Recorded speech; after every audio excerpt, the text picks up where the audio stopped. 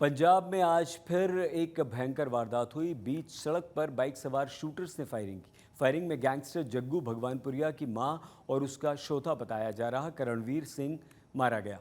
हत्या की जिम्मेदारी बम्बिहा गैंग ने ली।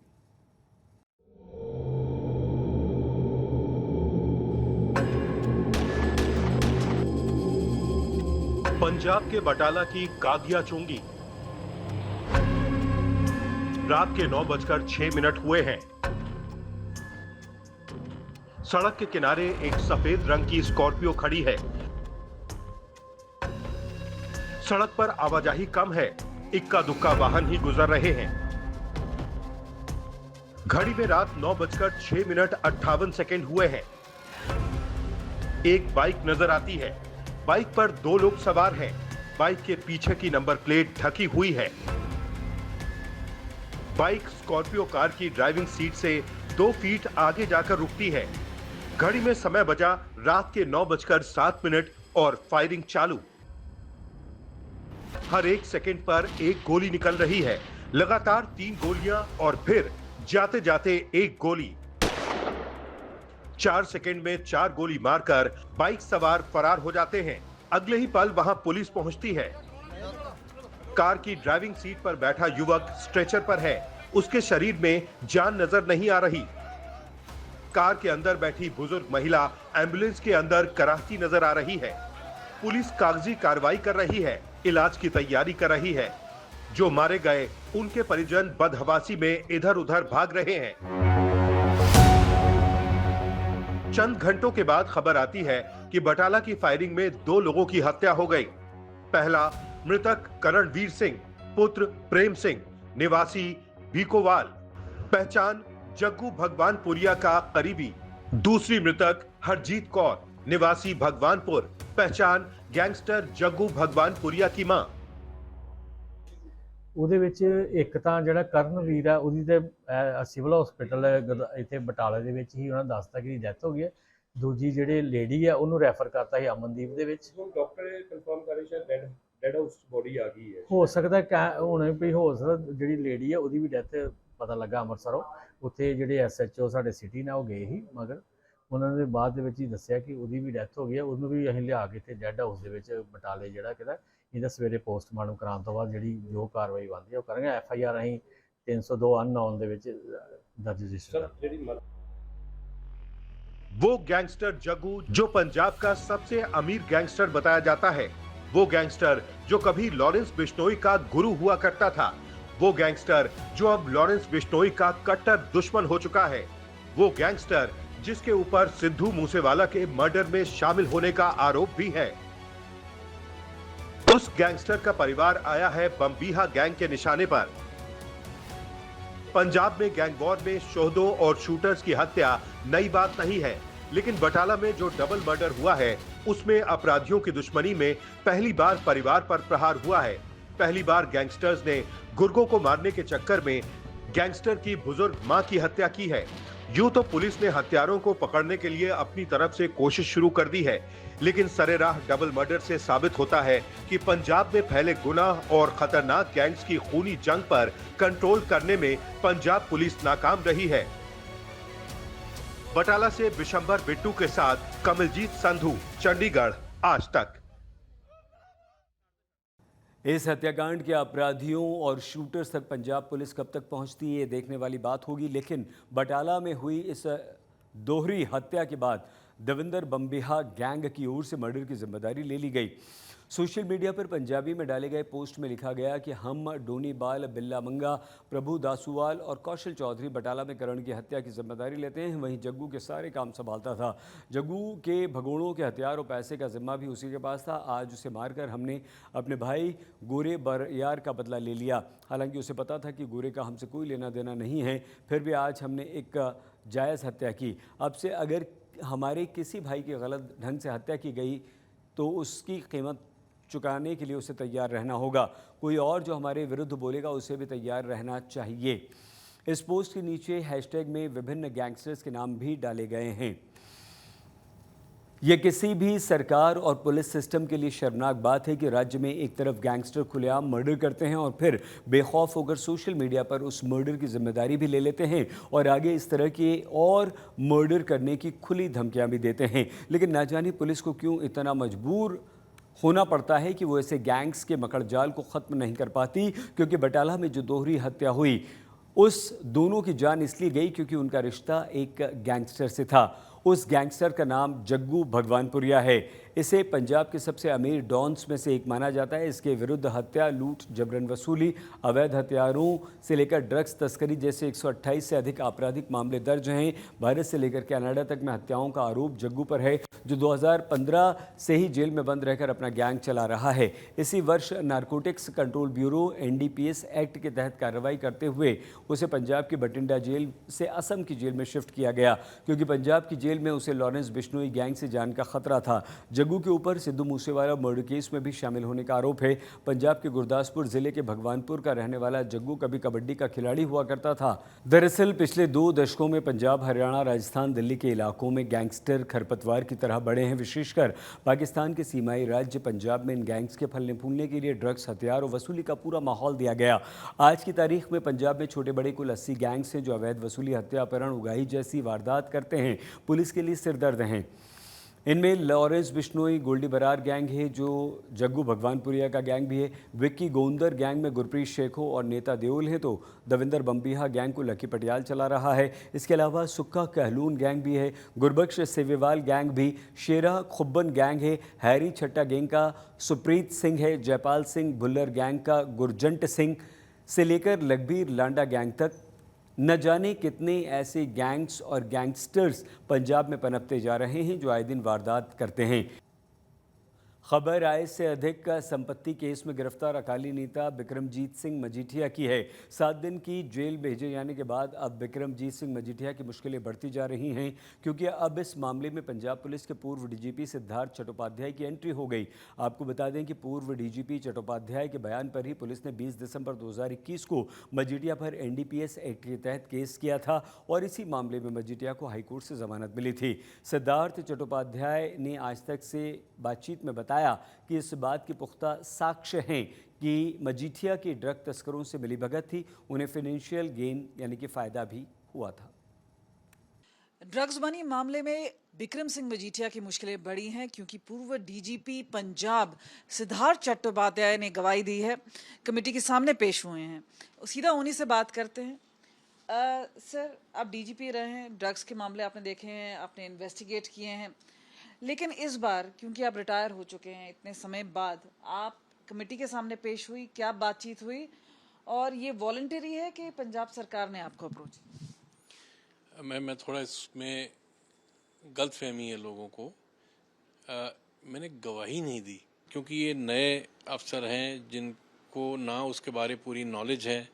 तो जो मेरी नॉलेज, जो मेरी एक्सपीरियंस, जो मेरे पास अपने सूत्रों के मुताबिक जो खबर थी, जिस तथ्य पे हमने 2021 दिसंबर में पर्चा दर्ज किया था बिक्रम मजीठिया के खिलाफ, उन सारे बातों के बारे में जानू कराने के लिए I went to bridge the gap, to give the background about this case, under which circumstances under which we had registered a case against Bikram Majithia in December 2021.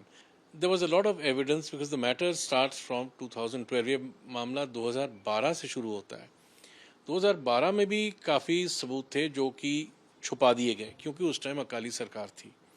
तो बिक्रम मजीठिया उस टाइम बहुत पावरफुल थे, उन्होंने उन चीज़ों को मैनेज करके छुपा दिया। वो चीज़ें सामने आनी थी, वो मैंने उनको बताया। क्या क्या तथ्य हमारे पास 2021 में है और क्या क्या चीज़ें और भी इन्होंने अपना पावर का मिसयूज़ करके जहाँ कुछ एविडेंस डिस्ट्रॉय किया, कहीं कोई चीज़ें, वो सभी चीज़ों के बारे में इनको जानू करने के लिए, to give them the background, to bridge the gap between 2012 to 2021 till this date. लेकिन बात ये भी आती है कि दिसंबर 2021 में पर्चा दर्ज हुआ, क्या उसमें चालान हुआ, क्यों नहीं हुआ? क्योंकि आप DG तकरीबन महीने से थोड़े कम के लिए रहे, लेकिन क्या हुआ उस मामले में? उस मामले में क्यों खुलासा नहीं हो पाया या कोई कार्रवाई क्यों नहीं? बड़ी दुख की बात है जी। आप देखिए, क्योंकि नेचुरली मेरे को तो हटा दिया गया, क्यों हटा दिया, अब ये भी आप सोच सकते हैं कि क्या फोर्सेस उस टाइम चल रही होंगी। तो ये इतने इन्फ्लुएंशियल लोग हैं, इसमें मैं रहता तो कड़ी बनी रहती। तो मैंने देखा कि जो नए आए उनको पता ही नहीं था, सिर्फ 1 घंटे के लिए उनको कहा कि कोर्ट में आप तफ्तीश कर लें। कोर्ट में 1 घंटे में क्या तफ्तीश हो सकती है? पुलिस आज तक मैंने कभी सुना नहीं कि 1 घंटे में कोर्ट में बैठे बैठे कोई आप तफ्तीश कर लो। कई लोग तो ये भी बोलेंगे कि मसला सुप्रीम कोर्ट तक पहुंचा, वहां पे उनको राहत मिली। बिक्रम मजीठिया ने जो एक डिफेमेशन केस था, अरविंद केजरीवाल जी ने माफी भी मांगी, तो बहुत सारी चीजें हुई हैं, लेकिन ऐसा नहीं कुछ आया जो कि कॉन्क्रीट हो। क्या एविडेंस है बिक्रम मजीठिया? यही तो बात मैं करने गया था कि इतना एविडेंस होने के बावजूद क्यों माफी मांगी, इतना एविडेंस होने के बाद क्यों सामने नहीं आ रहा, वही तो बात मैं बताने गया था। और इससे ज्यादा एविडेंस है और तफ्तीश के दौरान वो सामने आएगा कि दुख की बात है। कुछ बताना चाहेंगे कि किस तरह का एविडेंस? देखिए, ये मैटर ऑफ रिकॉर्ड है, मैटर ऑफ इन्वेस्टिगेशन है, वो बताना ठीक नहीं होगा। मैं इतना ही बता सकता हूँ कि बहुत ज़्यादा इंफॉर्मेशन, एविडेंस, फैक्ट्स 2012 में भी थे, 2021 में भी थे और अब भी हैं। फॉर्मर डीजीपी सिद्धार्थ चट्टोपाध्याय जो कि सीधा हमसे बात कर रहे थे। और बिक्रम मजीठिया की मुश्किलें बढ़ती नजर आ रही हैं क्योंकि कड़ियां जोड़ रहे हैं जो 2021 में शायद नहीं जुड़ पाई थी, लेकिन एक अहम कड़ी अब जुड़ती नजर आ रही है।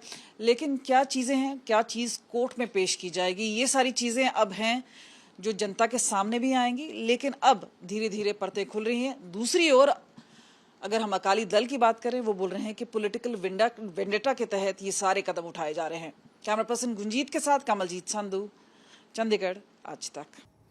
दरअसल पिछले 2 दशकों में पंजाब, हरियाणा, राजस्थान, दिल्ली के इलाकों में गैंगस्टर खरपतवार की तरह बढ़े हैं। विशेषकर पाकिस्तान के सीमाई राज्य पंजाब में इन गैंग्स के फलने फूलने के लिए ड्रग्स, हथियार और वसूली का पूरा माहौल दिया गया। आज की तारीख में पंजाब में छोटे बड़े कुल 80 गैंग्स हैं जो अवैध वसूली, हत्या, अपहरण, उगाही जैसी वारदात करते हैं। पुलिस के लिए सिरदर्द हैं।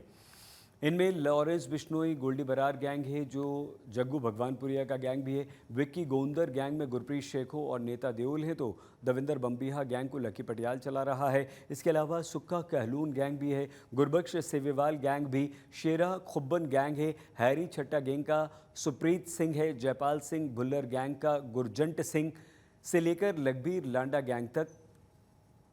उपचुनावों में अकाली दल की जमानत जब्त होने के बाद एक बार फिर अकाली दल के नेतृत्व को लेकर प्रश्न उठे। सीनियर अकाली नेता प्रेम सिंह चंदूमाजरा ने लुधियाना उपचुनाव में मिली हार के लिए अकाली प्रधान सुखबीर सिंह बादल को जिम्मेदार ठहराया। लुधियाना उपचुनाव में आम आदमी पार्टी की जीत हुई, लेकिन सबसे ज़्यादा प्रदर्शन अगर किसी का खराब रहा वो था अकाली दल। लोगों ने ये भी असमंजस लगाई कि किस तरीके के नतीजे रह सकते थे। असमंजस ये भी थी कि किस तरीके से ग्राउंड पर काम होना था। और इसमें क्योंकि स्थिति असमंजस की है अकाली दल के लिए, अकाली दल के सांसद रहे हैं प्रेम सिंह चंदूमाजरा, सीनियर लीडर हैं।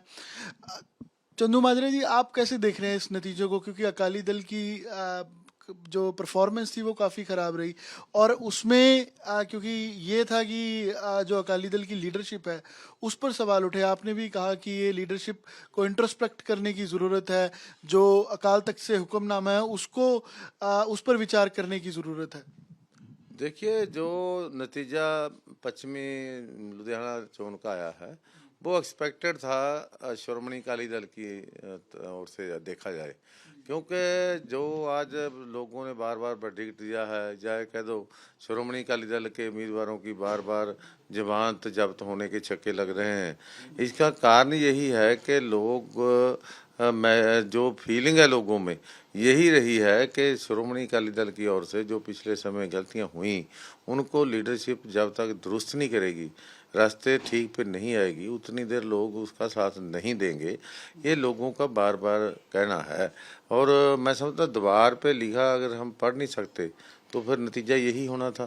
तो जो खिलरी हुई, बांटी हुई पंथक शक्ति है उसको जोड़ने का, अलग अलग अकालियों को इकट्ठे करने का जो फार्मूला श्री अकाल तख्त साहब की फसील से पंथ के नाम सुनाया गया था सिंह साहबान की ओर से, अगर उस पर अमल हो जाता तो नतीजा ये ना आता, और अगर नहीं अमल होगा तो यही आएगा। पर ये जो फैक्शन अलग आ गई, जैसे आपने सुधार लहर के कुछ लीडर इकट्ठे हो गए, तो वो आपको बागी कहते हैं। अकाली दल बादल जो फैक्शन है वो कह रहा है कि ये बागी हो चुके हैं, फिर वो कह रहे हैं कि हमने तो कमेटी बनाई है, उस पर काम हो रहा है। जो आपकी सुधार लहर थी उसको भंग करके फिर कमेटी भी बन गई। तो क्या ये फैक्शंस अलग अलग क्यों है? इकट्ठे अगर आप कह रहे हैं कि होना है तो क्यों नहीं हुआ जा रहा? देखिए बात यही है कि जो अलग अलग जो सही बात कहता है, जो दुरुस्त रास्ते पे चलने की सलाह देता है, उसको बागी कहा जाता है। अगर उसकी बात मान ली जाए तो मैं समझता हूँ ये हशर ना हो जो आज हो रहा है। यही तो हमारा कहना है कि ये बात मानी नहीं जा रही, लोगों की वर्डिक्ट को माना नहीं जा रहा, तो फिर हशर जो हो रहा है वो हो रहा है, बार बार हो रहा है। और आज भी हम यही कहना चाहते हैं कि जो लोग चाहते हैं, अकाली दल के वर्कर चाहते हैं, जो अकाली दल के वर्करों में जो निराशा है उसको दूर करने का एक उपाय है कि हम जो इधर उधर की बातें करते हैं, एक दूसरे पे चिकड़ उछालते हैं, एक दूसरे पे इल्जामबाजी करते हैं, दूषणबाजी करते हैं, वो छोड़कर जो हमारी गलतियां हैं उनको दुरुस्त करने के रास्ते पे चलें। और जो फार्मूला सिंह साहबान की ओर से तय किया गया, अगर उस पे चल पे हम इकट्ठे होकर, तो ये रिजल्ट नहीं आएगा, फिर रिजल्ट बहुत अच्छा आएगा, फिर अकाली वर्करों में खुशी होगी। सुखबीर बादल को लेकर एक्सेप्टेंस नहीं है लोगों में, इनके साथ के लीडर्स की एक्सेप्टेंस नहीं है। देखिए बात व्यक्ति की भी नहीं होती, जो उसकी सोच होती है, स्टाइल होता है, नीतियाँ होती है, वो ज़्यादा मैटर करती हैं। सुखबीर जी की ओर से जो स्टाइल है, जो नीतियाँ अपनाई गई हैं, किसी सीनियर लीडर की बात ही नहीं माननी, और अगर कोई सलाह देता है उसको पार्टी से बाहर निकाल देना। तो जैसे कहते हैं पहले पार्टी शतीर होती थी, अब उसको खुर्च खुर्च कर एक गुल्ली जैसे बना दिया। तो ऐसा है, पार्टी का अक्स जो है कमज़ोर हो गया, तो फिर नतीजा तो यही होना था। प्रेम सिंह चंदूमाजरा बातचीत कर रहे थे कि अकाली दल के एकजुट होने की ज़रूरत है और इंट्रोस्पेक्शन की ज़रूरत है जो सुखबीर सिंह बादल को करनी चाहिए। अकाल तख्त से जो फैसला हुआ, जो वहाँ पर कहा गया, उसके बाद भी गलतियाँ वही की गई जिनकी माफ़ी मांगी गई थी। और अकाली दल की इस हालत के जिम्मेदार भी कहीं ना कहीं सुखबीर सिंह बादल और पार्टी की जो लीडरशिप है वो है। कैमरा पर्सन गुंजीत साथ अमन भारद्वाज, मोहाली आज तक। आज तक पंजाब में आज के लिए बस इतना ही। आप प्लीज़ अपना बहुत ख्याल रखिएगा। देखते रहिए आज तक।